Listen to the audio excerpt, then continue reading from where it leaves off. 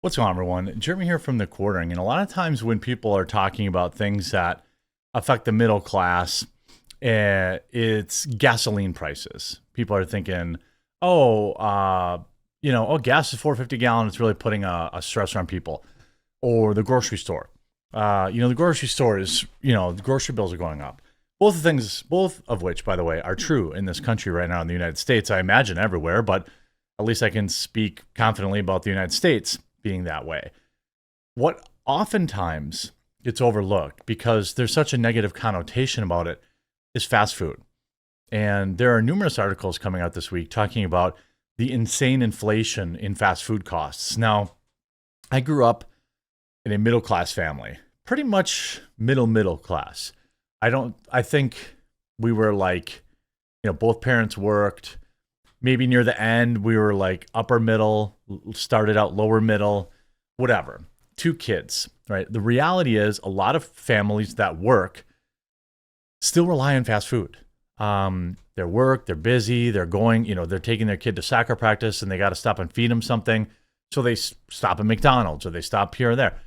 There's nothing, I'm not going to judge people for eating fast food. I mean, I enjoy it. It's not like it doesn't taste good. But what's interesting is the fast food crash that's happening right out in front of everybody, right out in front of, for the entire world to see. McDonald's and other big brands warn that low-income consumers are starting to crack. Some of America's best-known corporations are saying that their consumers are being pinched by inflation as prices continue rising. Well, anybody who's bought anything in the last 2 years basically knows this, and it's just, I don't really, I mean, are you not paying attention? I mean, I think American voters are paying attention. I don't live in Europe, okay, but I suspect things are very expensive there now too, so much that the UK is actually exporting migrants now. Inflation has dominated corporate America's discourse over the past 3 years following the lockdowns, induced easing of monetary policies on the COOF relief money, the fake money that they printed.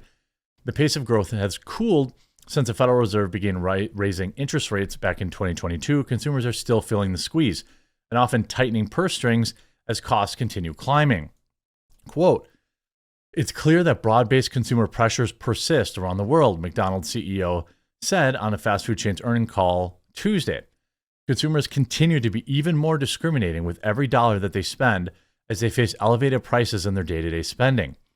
Sticky inflation has created a dark cloud over how everyday Americans perceive the health of the economy. By the way, the Fed's just left rates unchanged. That was expected. That just broke. Consumer confidence in April hit its lowest level since mid-2022 as high prices remain top of mind, according to data released Tuesday by the Conference Board. Worker pay has continued rising, as evidenced by first quarter employment statistics released on Tuesday, but so too have prices paid by the typical consumer, biting into the extra income for those higher wages. To be sure, the rate of inflation has fallen significantly. The Consumer Price Index, a broad index of goods and services that people buy, rose at an annual rate of 3.5% in March, compared with the same month a year ago. That's far below the 40-year high of 9.1 seen in mid-2022, during unprecedented lockdowns and unprecedented economic uncertainty. But there remains above 2% goal set by the Fed, for whose officials have pointed to stubborn inflation as a reason for keeping interest rates higher. Well, you know how you could help lower inflation is stop printing money. You could have stopped, you didn't have to send $60 billion to Ukraine and $30 billion to Israel, that kind of stuff. But, I guess I'm not a fancy politician, so I don't really know. Executives at 3M, the maker of Scotch tape and Post-it notes, also reported Tuesday that told analysts that they're seeing continued softness in consumer discretionary spend. While 3M earnings and revenue topped expectations for the first quarter, management said that it anticipates consumer spending this year to be muted. Newell Brand's CEO, Chris Peterson, on April 26th, joined a chorus of executives pointing to inflation as the main force of bedeviling bedeviling, their businesses. Through the owner of Coleman and Rubbermaid Products exceeded analyst forecasts, said the same thing. Coca-Cola management has seen a greater emphasis on value, saying that purchasing power of lower income consumers has taken a hit. Still, executives said on the soft drink maker's earnings calls Tuesday mornings that American consumer across income strata remains in good shape. Well, middle class people and below drink soda. They eat McDonald's because they're busy and they're at work and they have to feed their kids. And there's 100% nothing wrong with that. Okay. But this is the reality that people continue to ignore. Fast food prices surged faster than inflation in the past decade. A cross-chain study, McDonald's prices are up the most since 2014. The company pushed back in the report in an email, but fast food chains have seen more price resistance from lower income consumers. It's because you can't, it's insane now. I don't even know what it, like regional McDonald's pricing is all over the place, okay? But for me, in the Midwest, like a quarter pounder with cheese meal with a Coke is close to $10. It used to be $2.99 not that long ago, $3.99. Now it's close to $10. That's insane. People say, well, just eat something else. Yeah, I do. I often eat something else. But that's a luxury that not a lot of people have. You know, cook at home. That's a luxury that not a lot of people have because they work till 2 o'clock. Then they go pick up their kids and then they take their kids to soccer practice. And then they have choir practice at 7 o'clock. And so they got to feed them in between. Across the dozen chains analyzed by Finance Buzz, menu prices at McDonald's rose the fastest from 2014 to 2024 because, as always, they pass this stuff downhill. You know, while they're passing $20 minimum wage laws and they're passing this, that, and the other thing to increase the costs and this, that, it's not like these corporations want to make less money, so they just pass it on to us. Prices can vary significantly from city to city. For example, a Big Mac sandwich costs a little as $3.49 in Oklahoma, but $8 in Massachusetts for the same Big Mac, according to the McCheapest price tracker. Part of the gap between restaurant chains is likely due to different franchise models. Rocado pointed out that McDonald's franchises, who own the majority of U.S. stores, may be more responsive to changes in local labor costs, things of that nature. McDonald's franchises are given a high level of autonomy in setting prices for individual locations, so that's why it varies. Rising prices prompt customers to dial back dining out. Changes in average menu prices for 10 popular places over the last 10 years, okay? McDonald's, 100%. 100%. The prices have doubled in 10 years. Are you making double what you were 10 years ago?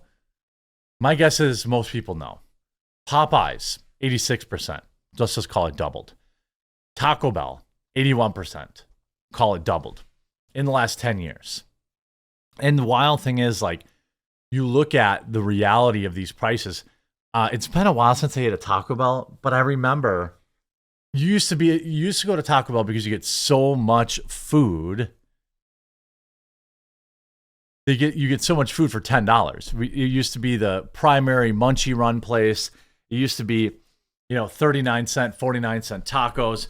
I think the last time I went there, I got like a quesadilla meal and a cheesy gordita crunch. And it was like $12 or $13. It's like, this is too much money for Taco Bell. Like, people also have kind of an internal value, price value comparison that they make. And it's not, it's Taco Bell. People aren't interested in paying $20 to eat at Taco Bell. Chipotle, 75%. Jimmy John's, 62%. Burger King, Chick-fil-A, Arby's, 55%. Panera Bread, 54%. Panera Bread's insane. Want to pay $15 for a ham and Swiss sandwich? Go to Panera Bread. A McChicken in 2014 used to be on the dollar menu. Now it's $3. That's a 200% increase. It used to be on the dollar menu.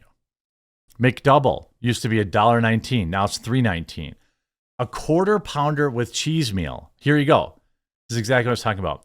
$5.39 in 2024. Now it's $12. And in my life, I know I'm a little bit older. In my life, that was $2.99 for a very long time. $2.99 for a very, very long time. Now it's could you imagine paying $12 for it? Remember when they used to be called extra value meals? $12 for a quarter pounder meal. That's insane. Prices are only going to go up. McDonald's set for weak sales growth as fast chain foods grapple with muted traffic. Well, stop charging us $12 for a freaking quarter pounder of mystery meat. They're going to step up deals and marketing to combat slower fast food traffic. Again, it's pretty simple. The old saying, the rent is too damn high. I'm not paying $13 for a quarter pounder meal. What family could afford that? If you got two teenage sons, they're both eating a quarter pounder meal with cheese easily, right? So it's $25 to feed your two kids. You get one. Now that's $30, $35. I mean, it's $40 to go to McDonald's. That's 3 hours of work for most people. That's insane. I mean, and people are just going to mid-level dining because, ironically, mid-level dining, say something like Chili's or these places, they haven't gone up nearly as much. You see California franchises hiking menu prices. People are just, I mean, it's just not. It's not, a quarter pounder of a cheese meal is not worth $12.99, even in today's economy. It's absurd. But, you know, hopefully it will change how people vote. That's about all I can say. I thought the Democrats were all about helping the little guy. I hope you're informed by this video. If you were, please do leave a like on it and subscribe down below, and we'll talk to you again real soon.